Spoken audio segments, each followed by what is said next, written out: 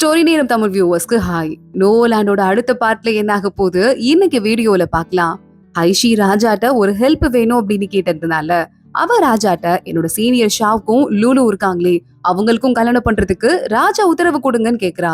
ராஜா சரி ஓகேன்னு சொல்லிடுறாரு. இந்த விஷயம் இந்த ஜீசாங்குக்கு தெரிஞ்சிருது. அவ்வளவு வேகமா இருக்காங்களா, சரி அந்த பொண்ணை ரிலீஸ் பண்ணுங்க அப்படின்னு சொல்லிடுறாங்க.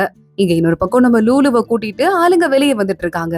ரொம்ப ரெஸ்ட்லெஸ்ஸா ஷாவ் இருக்கான். நான் போயிட்டு லூலுவை பாத்துட்டு வரேன்னு கிளம்புறான். ஆனா மிங்க அதுக்குள்ள நான் அனுப்புற இடத்துக்கு போ, அந்த இடத்துல இருந்து ஒயின் வாங்கிட்டு வா அப்படின்னு வேணும்னே மிங்க இங்க இருந்து ஷாவை வெளியே அனுப்புறாரு. வேகமா ஷாவும் கிளம்பி அந்த கடைக்கு போற அந்த கேப்ல லூலுவை பாக்குறதுக்கு நம்ம மிங்க வந்துடுறான். ஒரு விஷயம் சொல்லவா, ஷா ஒரு பெரிய இடத்தோட இளவரசன். இப்போ ஒன்னால நீ இருக்கிற காரணத்தினால அந்த இடத்துக்கு மறுபடியும் போக மாட்டேன்னு சொல்லிட்டு இருக்கான். நீதாமா ஒரு நல்ல முடிவு எடுக்கணும்னு சொல்ல, நான் என்ன பண்ணி இறந்து போகணும் அப்படின்னு லூலு கேக்குறா. கையில ஒரு விஷ பாட்டில கொடுத்து நீ பண்ற ஹெல்ப்புக்கு ரொம்ப தேங்க்ஸ்ன்னு சொல்லிட்டு மிங்க அங்க இருந்து போயிடுறான். அடுத்து லூலுவும் கூட ஒரு அசிஸ்டன்ட் பொண்ணு இருப்பால, ரெண்டு பேரும் இந்த விஷத்தை குடிக்கிறதுக்கு ரெடி ஆயிடுறாங்க. அதுக்குள்ள ஷாவ் அந்த கடைக்கு வரான் ஒயின் வாங்குறதுக்கு. பார்த்தா அங்க ஒரு லேடி உட்காந்துருக்கா. என்கிட்ட மட்டும்தான் அந்த ஒயின் இருக்குன்னு ஷாவை பக்கத்துல கூப்பிட்டு, இதுக்குள்ள உங்க நாட்டுக்கு போறதுக்கான மேப் இருக்கு, சீக்கிரம் திரும்பி வருவேன்னு நினைக்கிறேன் அப்படின்னு அந்த மேப்ப ஷாவ் கிட்ட கொடுத்து விட்டுடுறா. இங்க ஹைஷியும் ஷாவும் நேரா மாஸ்டரோட ரூம்குள்ள போறாங்க. சரி முதல்ல போயிட்டு லூலுவை பாக்கலான்னு லூலுவோட ரூம் பூட்டி கிடக்கு. பார்த்தா அந்த இடத்துல லூலு இறந்து போய் கிடக்குறா.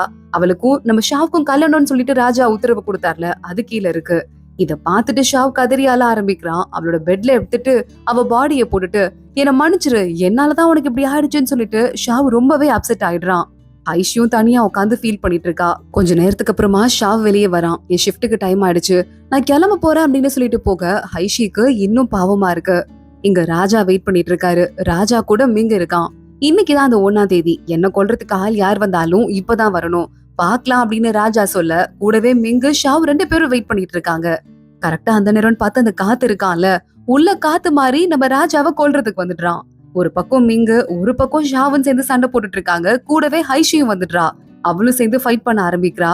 நம்ம மிங்கு சொல்றான், என்னதான் இவனுக்கு மாயத்தந்திரம் தெரிஞ்சிருந்தாலும் இவனும் ஒரு மனுஷன் தான், நம்மளால இவனை அட்டாக் பண்ண முடியும் அப்படின்னு சொல்ல, மிங்கும் ஷாவும் மாறி மாறி அட்டாக் பண்ணிருக்காங்க.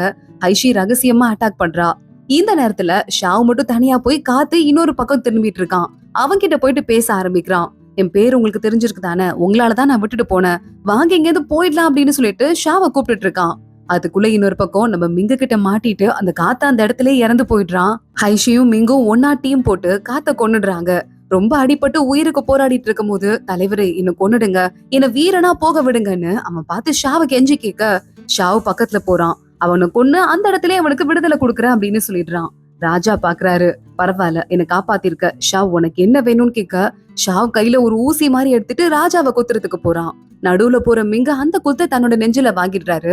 ஷாவை துரத்திட்டு ஆளுங்க போக ஷாவ் அங்க இருந்து எஸ்கேப் ஆயிடுறான். நான் இந்த இடத்துக்கு சொந்தக்காரனே கிடையாது, நான் ஹூக்கு இனத்தோட இளவரசன் அப்படின்னு கத்திட்டு அங்க இருந்து போயிட்டு இருக்கான்.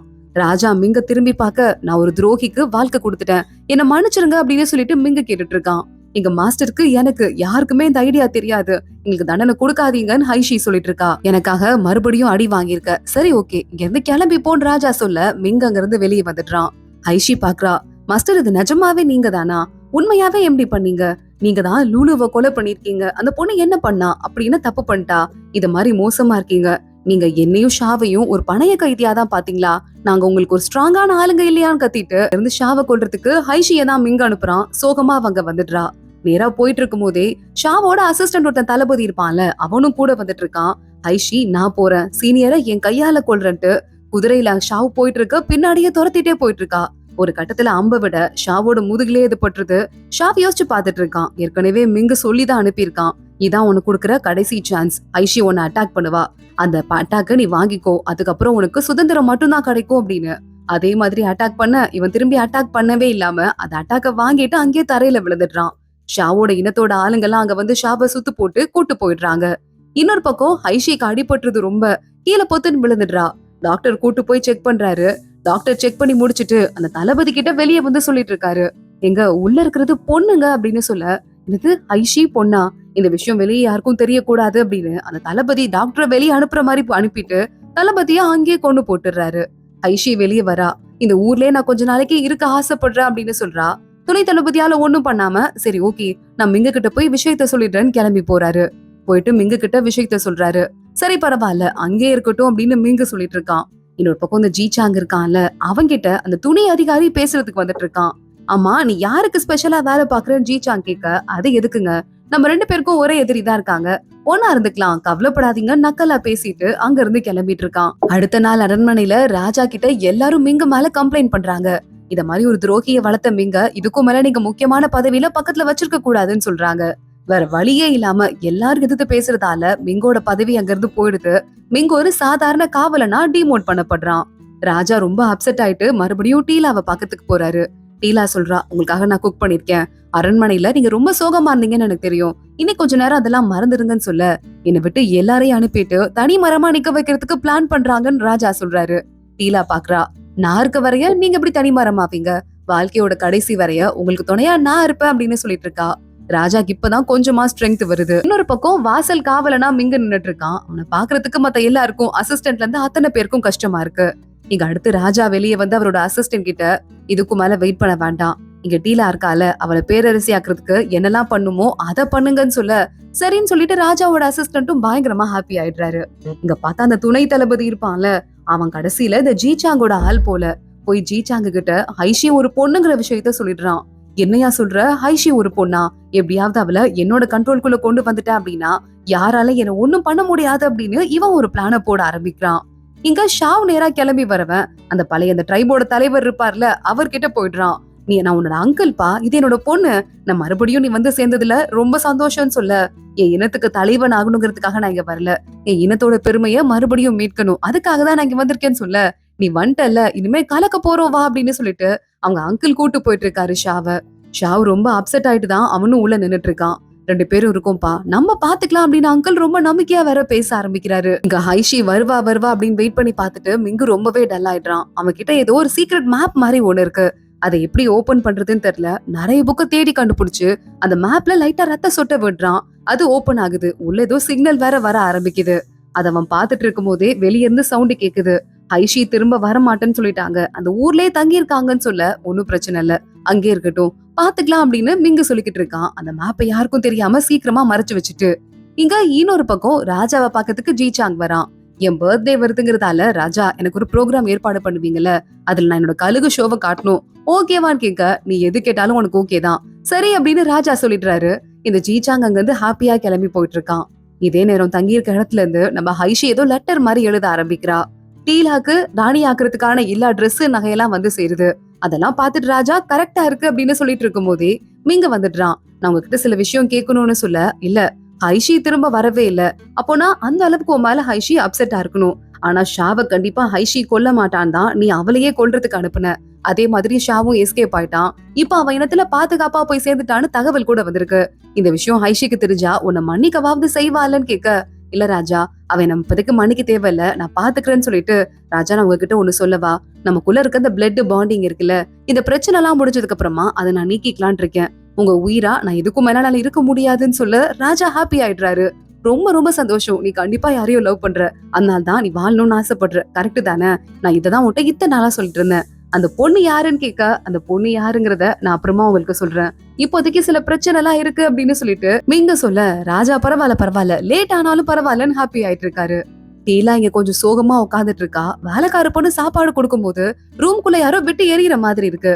அத போய் பார்த்தா அதுல எழுதி இருக்கு, டீலாவோட தம்பி அந்த நூறோட பிரின்ஸ் இருக்கான்ல, அவனை கடத்தி வச்சிருக்கோம், அவன் உயிருக்கு ஆபத்து, உனக்கு உன் பிரின்ஸ் உன் தம்பி நல்லபடியா வேணும்னா ராஜாவை கொலை பண்ணுன்னு எழுதிருக்கு. டீலா பாக்குறா, என்ன முட்டாள்தனம், இதை எங்கேயாவது போய் தூக்கி போடுங்க, இதெல்லாம் வந்துட்டு அப்புறமா பாத்துக்கலாம், என் தம்பிக்கு எந்த ஆபத்தும் வராது, அவன் நல்லாதான் இருப்பான், ராஜாவை கொல்லணுமா அப்படின்னு சொல்லிட்டு தூக்கி போட சொல்லிடுறா. வேலைக்கார பொண்ணு கொஞ்சம் நர்வஸா பாத்துட்டே இருக்கா. அடுத்த நாள் ராஜாக்கு அரண்மனையில நம்ம மிங்க இல்லாம ரொம்ப போர் அடிக்க ஆரம்பிக்குது. மிங்க கூப்பிடுறாரு, ராஜா நீ இல்லாம போர் அடிக்குது, சரி ஓகே, ஐஷி வர எனக்கு லெட்டர் எழுதியிருக்கா, அவளுக்கு வந்துட்டு ரெசிக்னேஷன் வேணுமா, இதுக்கு மேல நீ வெயிட் பண்ண போறியா பாத்துக்க போறியான்னு யோசிச்சுக்கோ அப்படின்னு ராஜா சொல்றாரு. நேரா மிங்கு வரான், கல்யாண பத்திரத்தை எடுத்து எழுத ஆரம்பிக்கிறான். ஐஷி கரெக்டா அவ தங்கி இருக்கிற இடத்துல இருந்து வெளியே வந்துட்டு இருந்தா. அங்க பார்த்தா லூலு வெயிட் பண்ணிருக்கா. ஐஷி உங்களை பாக்குறதுக்கு தான் வந்திருக்கேன் அப்படின்னு சொல்லிட்டு இவளை பாத்துட்டு ஐஷி ஷாக் ஆயிடுறா. மிங்கு மாஸ்டர் தான் சாகுற மாதிரி நடிக்கிறதுக்கான ஒரு மருந்தை கொடுத்தாரு, நானே என் அசிஸ்டன்ட் 2 பேருமே அதை தான் குடிச்சோம், எங்களால ஷாவுக்கு எந்த ஒரு ஆபத்தும் இல்ல பாதுகாப்புக்கும் குறைவு வந்துடக்கூடாதுங்கிறதுக்காக தான் அவர் இப்படி பண்ணாரு, நாங்க நிம்மதியா இருக்கிறத, ஷாவுக்கு இருக்கிற பிரச்சனை எல்லாம் முடிஞ்சதுக்கு அப்புறமா நாங்க அவர்கிட்ட சொல்லிக்கிறோம், இப்போ இந்த பத்திரத்தை உங்ககிட்ட கொடுக்கறதுக்காக தான் வந்திருக்கோம்னு சொல்ல, அதுல பார்த்தா கல்யாண பத்திரம் இருக்கு. லூலுவ மாஸ்டர் கொல்லவே இல்லையான்னு ஐஷி வேகமா ஒரு குதிரை எடுத்துட்டு கிளம்பி போயிட்டு இருக்கா. அதுக்குள்ள நம்ம மீங்க வீட்ல இருக்க எல்லா வேலைக்காரங்களுக்கும் லீவ் கொடுத்து அவங்கள அங்க இருந்து போக அமிச்சிட்டு ஐஷிக்காக வெயிட் பண்ணிட்டு இருக்கான். ஐஷி அங்க உள்ள வரா. என்ன நினைச்சிட்டு இருக்கீங்க? சும்மா கொல்ற மாதிரி கொண்டுட்டு இதை என்கிட்ட முன்னாடியே சொல்லியிருந்திருக்கலாம்ல. என் மனசு கஷ்டம்லாம் உங்களுக்கு ஒரு பிரச்சனையாவே இல்லையான்னு ஐஷி கேட்க ஆரம்பிக்கிறா. ஐஷி, நான் உன்னை ரொம்ப லவ் பண்றேன், இதுக்கும் மேல நல்லது சொல்லாம வெயிட் பண்ண முடியாது அப்படின்னு சொல்லிட்டு மிங்க வேகமா ஐஷியை கட்டி பிடிச்சுக்க ஐஷியாலேயே எதுவுமே பேச முடியல. அப்படியே அமைதியா சைலண்ட் ஆயிடுறா. இங்க டீலாவை பாக்குறதுக்கு ராஜா வராரு. இன்னைக்கு என்ன குக் பண்ணிருக்க அப்படின்னு ராஜா கேட்க, சூப் ரெடி பண்ணிருக்கேன் அப்படின்னு டீலா எடுத்துட்டு வர சொல்றா. வேலைக்கார பொண்ணு அதை கொண்டு வர, இதென்ன கேக் புதுசா இருக்குன்னு ராஜா ஃபர்ஸ்ட் கேக் சாப்பிட ஆரம்பிக்கிறாரு. இங்க வேலைக்கார பொண்ணு திருன்னு முழிச்சுட்டே நின்னுட்டு இருக்கா. இங்க ஐஷிக்கும் நம்ம மிங்குக்கும் கல்யாணம் ஆகுதான். நம்ம 2 பேரும் கல்யாணம் பண்ணிக்கலாம் அப்படின்னு ட்ரெஸ் எல்லாம் வாங்கி வச்சுட்டேன்னு 2 பேரும் ட்ரெஸ் எல்லாம் போட்டுக்கிறாங்க. கல்யாண சடங்கெல்லாம் நிறைவேற்றுறாங்க. இனிமே என்னோட ஒய்ஃப் ஆயிட்ட அப்படின்னு மிங்கு சொல்லிட்டு ஐஷிக்கு கிஸ் பண்றதுக்கு பக்கத்துல போயிட்டு இருக்கான். திடீர்னு மிங்குக்கு ஏதோ வலிக்கிற மாதிரி இருக்கு. ஐஷிய டக்குன்னு அவ கழுத்திலேயே அடிச்சு மயக்கம் போட வச்சுட்டு மிங்க அங்க இருந்து என்ன மன்னிச்சிரு ஐஷின் மின்னல் வேகத்துல பறந்து போறான். வெளியே போறவனுக்கு வாயில இருந்து ரத்தமா வருது. ராஜாக்கு யாரோ பாய்சன் குடுக்கறாங்கன்னு ராஜாவை பார்க்க மின்னல் வேகத்துல அவன் போக, ராஜா பார்த்தா கரெக்டா உள்ள சூப் எல்லாம் குடிச்சிட்டு இருக்காரு. டீலா குடுக்கற ஒரு சூப்பையும் கரெக்டா நம்ம மிங்க உள்ள போயிட்டு குடிக்காதீங்க ராஜா, அதுல பாய்சன் இருக்கு அப்படின்னு சொல்லிட்டு பொத்துன்னு விழுந்துடுறான். ராஜாக்கு என்னெல்லாம் ஆபத்து கொடுக்கணும்னு யாரு நினைச்சாலும் அது அப்படியே நேரா மிங்குக்கு தானே போகும். மிங்கோட உடம்புலதான் இந்த பாய்சன் சேருது. ராஜா என்னது அப்படின்னு கேட்க, நீங்க குடிச்ச சூப்ல பாய்சன் இருந்திருக்கு ராஜான்னு டாக்டர் சொல்றாரு. ராஜாக்கு ஹார்ட் அட்டாக்கே வர மாதிரி பயங்கரமா அப்செட் ஆயிடுது. என்னையா சொல்ற அப்படின்னு கேட்டுட்டு மிங்க எஞ்சிடுறான். ராஜா, என் உடம்புல நிறைய பாய்சன் இருக்கு. இது ஒரு பாய்சன் உடனே என்ன ஒண்ணும் பண்ணாது. ஆனா இது வரையும் நான் ட்ரையே பண்ணாத பாய்சன். இதுக்கு மாத்து மருந்தே இல்ல. அது மட்டும் இல்லாம டீலா ராணியோட அரண்மனையில குடிச்சேன் அப்படிங்கறதால அந்த பாய்சன் கண்டிப்பா அவங்கதான் வச்சாங்கன்னு நினைச்சுக்காதீங்க. இதுல வேற ஏதாவது இருக்கிறதுக்கு வாய்ப்பு இருக்கு, நீங்க பாத்துக்கோங்கன்னு சொல்லிட்டு மிங்க அங்க இருந்து கிளம்புறான். அப்போ டாக்டர் சொல்றாரு, இன்னும் மிஞ்சி போனா 1 மாசம் தாங்க உங்களால உயிரோட இருக்க முடியும், பாத்துக்கோங்கன்னு சொல்ல, சரி ஓகே நான் பாத்துக்கிறேன் அப்படின்னு மிங்க அங்க இருந்து கிளம்பி வந்துட்டு இருக்கான். ராஜா அதுக்குள்ள டீலாவை பார்த்து எதுக்கு இப்படி பண்ணன்னு கேட்க, நான் பண்ணல, யாரும் என் தம்பிய கொண்டுடுவேன்னு மிரட்டினாங்க. ஆனா அந்த பாய்சனை நான் அப்பவே தூக்கி போட சொல்லிட்டேன். ராஜா அது என் தப்பு கிடையாதுன்னு சொல்லிட்டு இருக்கா. வேலைக்கார பொண்ணு நான் தான் பண்ணேன், ராணி மேல தப்பு கிடையாது. இந்த இளவரசன் என் உயிரை காப்பாத்திருக்காரு, அதுக்காக தான் பண்ணேன்னு சொல்லிட்டு அவளே போய் தலைய தூண்ல மூட்டிட்டு அங்கே இறந்து போயிடுறா. டீலா கதறி அழுவுறத பாக்க ராஜாக்கே அப்செட்டா இருக்கு. இன்னொரு பக்கம் ஜீசாங் பாக்குறான். என்னது இது, ராஜா இப்படி எஸ்கேப் ஆயிட்டான், எல்லாமே நம்ம கண்ட்ரோல்குள்ள இருக்குன்னு நினைச்சா எதுவுமே கண்ட்ரோல்குள்ள இல்ல போல அப்படின்னு புலம்ப ஆரம்பிக்கிறான். ராஜாக்கு அப்பதான் வந்துட்டு டாக்டர் வராரு டீலாவை செக்அப் பண்ணுன்னு சொல்லிட்டு. டாக்டர் வேகமா ராஜா கிட்ட, ராஜா கீலா மேடம் பிரெக்னெண்டா இருக்காங்க, அவங்களுக்கு குழந்தை பிறக்க போகுது அப்படின்னு சொல்லிட்டு இருக்க. பிரெக்னென்ட் ஆவா அப்படின்னு ராஜாக்கு இன்னும் ஷாக் ஆயிடுது. ராஜா வெளியே வந்து நின்னுட்டு, ஜிஜி நான் எப்படி என்ன காப்பாத்திக்க போறேன்னு தெரியல, என்னால மிங்கையே காப்பாத்த முடியல, இப்ப டீலாவை காப்பாத்துற பொறுப்பு வேற புதுசா வந்திருக்கு, நான் என்ன பண்ண போறேன்னு ராஜா பயங்கரமா யோசிக்க ஆரம்பிக்கிறாரு. அடுத்த நாள் ஜீசாங்கோட பர்த்டே ஃபங்க்ஷன். இப்ப நம்ம கேன்சல் பண்ணா சந்தேகம் வரும், அதனால பர்த்டே ஃபங்க்ஷன் வழக்கம் போல நடக்கட்டும்னு ராஜா சொல்லிடுறாரு. இந்த பர்த்டே ஃபங்க்ஷனுக்கு இன்விடேஷன் நம்ம மிங்குக்கும் வருது. அசிஸ்டன்ட் சொல்லிட்டு இருக்கான், இந்த இன்விடேஷன்ல ஐஷியையும் வர சொல்லி போட்டிருக்கு. ஐஷிய ஆம்பளை மாதிரி காட்டாம பொண்ணு மாதிரி எழுதி லெட்டர் எழுதிருக்காங்க. அப்ப அவங்களுக்கு தெரிஞ்சு போயிருச்சுன்னு அர்த்தம்னு சொல்ல, நான் சொல்ற பிளான அப்படியே போய் பண்ணுங்க அப்படின்னு மிங்க இருக்காங்க. அசிஸ்டன்ட் கிட்ட ஒரு ஐடியா ஒண்ணு கொடுக்குறான். ஐஷி அடுத்த நாள் காலையில எந்திரிக்கிறா. சாரி நான் தூங்கிட்டேன் போல, ரொம்ப டயர்டா இருந்திருப்பேன் நினைக்கிறேன், என்ன மன்னிச்சிருங்கன்னு ஐஷி சொல்ல மிங்க பாக்குறான். இல்ல ஒரு பிரச்சனையும் இல்ல, இந்த கஞ்சி குடின்னு சொல்லிட்டு மிங்க அவளுக்கு கஞ்சி ஊட்டி விட்டுட்டு இருக்கான். ராஜா ஃபங்க்ஷனுக்காக கூப்பிட்டிருக்காரு, நம்ம போலாமான்னு கேட்க ஐஷி ஓகேன்னு சொல்லிட்டு இருக்கா. இன்னொரு பக்கம் நம்ம டீலா பயங்கர சோகமா நின்னுட்டு இருக்கா. இப்படி எல்லாம் நடக்கும்னு நான் யோசிச்சு கூட பாக்கல அப்படிங்கிற மாதிரி அந்த ஃபங்க்ஷன் ஆரம்பமாகுது. ஜீசாங் அங்க வந்து கழுகெல்லாம் கொண்டு வந்து எல்லாத்தையும் பறக்க விட்டு, இது மெயின் கழுக அடிக்கிறவங்களுக்கு பரிசு இருக்குன்னு சொல்ல ராஜா ட்ரை பண்றாரு. ஃபர்ஸ்ட் கழுக அவர் அம்பு விட்டுறாரு.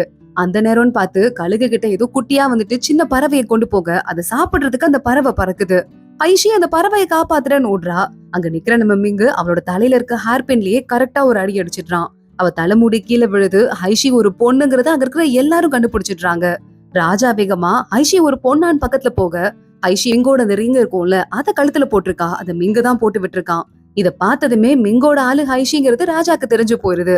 சரி ஓகே என் கூட வா அப்படின்னு, இவ மேல யாரும் கேஸ் போட முடியாது, ஐஷி என்னோட சொத்து, நான் அவளை உள்ள கூட்டு போறேன் அப்படின்னு சொல்லிட்டு ஐஷிய நான் சொல்ற இடத்துல அடைச்சு வைங்க, நான் சொல்ற வரைய யாரும் அவரை ரிலீஸ் பண்ண கூடாதுன்னு ராஜா சொல்ல, அதோட தான் இன்னைக்கு எபிசோட் முடியுது.